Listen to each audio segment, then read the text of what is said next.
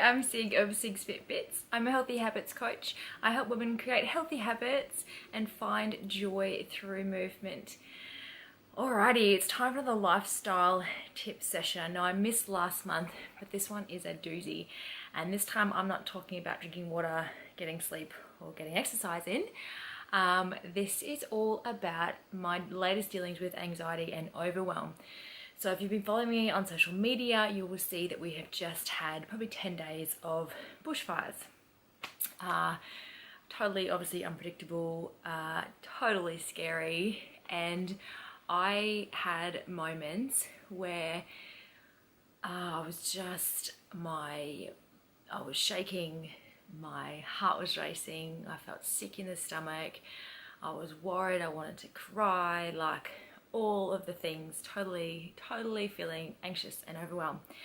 And I thought to myself in that space, I thought, wow, this is it. This is anxiety. This is what it must feel like. And so I just came up with 3 little tools that helped me move through that state of anxiety. Now, in your life, it could be anything that brings this on totally out of the blue. And so I just want to give you 3 little tools, little tips that might help you to move through that in your life, whatever it may be.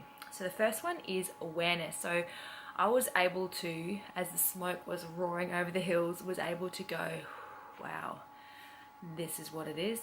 I'm having anxiety. This is what it feels like, right? So the first one is to be aware, to call it out, and just to really acknowledge those feelings and not try and hide them. If you want to cry, scream, whatever, get it out. It's totally fine. I did. I cried. It was fine. So to be totally aware, that is my number 1. Just name it, be aware. Number 2 was action. So in my instance, action was getting out on that fire front and fighting the fire. It gave me a sense of control, meaning power in a sense, and helped me to work through that, to use all that emotion for something really productive and helpful. So action is number 2.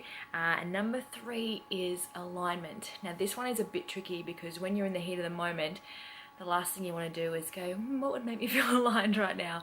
But for me, it was just little things like making sure I have my greens when I came in at 10 o'clock for a quick dinner, or making sure I drank lots of water, or being really kind to the people that I came across, no matter how I was feeling. So those little things that you want to show up for in your life, right? Make sure you're still bringing them in despite any emotion that's coming up. I encourage you to remain in alignment with that higher self, despite the feelings, because it's okay to feel the feelings, but still do the things that make you feel good. So we have awareness, so being aware of what you're feeling. It's totally okay to feel those feels. Taking action, so getting out, moving some energy around, okay, whether that's something productive like mine, or whether it's something simple as going for a walk, okay, taking action, doing something that's going to shift your state. And the last one was alignment. So again, what can I do right now that is going to center me into that person, that higher person that I know I am? So I hope this helps. It was a very interesting experience for me, but it is so cool now to be able to step out and look back and go, wow, there was a lot of growth there for both me and my partner. And now to come back and reflect is just really cool. So I encourage you to do all those little tools that I just mentioned, but then to also reflect and use your experience, use the anxiety, use the emotion for something good, and grow through it. I hope this helps you.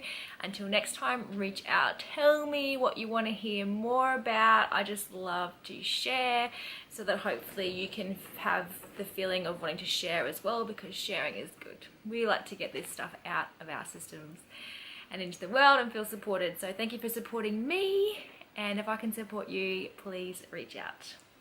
Bye.